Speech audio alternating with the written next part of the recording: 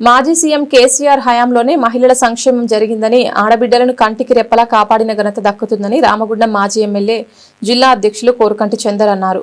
పెద్దపల్లి జిల్లా గోదావరిఖని పట్టణం GM colony మైదానంలో బీఆర్ఎస్ పార్టీ ఆధ్వర్యంలో సంక్రాంతి పండుగ సందర్భంగా ముగ్గుల పోటీలు నిర్వహించారు. ఈ సందర్భంగా ఆయన మాట్లాడుతూ తెలంగాణ ఉద్యమ సమయంలో మాజీ సీఎం కేసీఆర్ కు మహిళా లోకమంతా అండగా నిలిచారని అన్నారు. ఉద్యమాలకు పురిటిగడ్డైనటువంటి రామగుండం నియోజకవర్గంలో ప్రతి ఏటా ముగ్గుల పోటీలను సంక్రాంతి పండుగ సందర్భంగా ముగ్గుల పోటీలను నిర్వహించేటువంటి సంస్కృతి ఉన్నది. బీఆర్ఎస్ పార్టీ ఆధ్వర్యంలో గతంలో నిర్వహించినాం. ఉద్యమ సమయంలో ప్రతి ఇంటి ముంగట తెలంగాణ రాష్ట్రం కావాలని ప్రతి ఒక్క ఆడపడుచు ముగ్గులు వేసి తెలంగాణ రాష్ట్రం కావాలని వాళ్ళ మనోభావాలను చెప్పినటువంటి సందర్భం.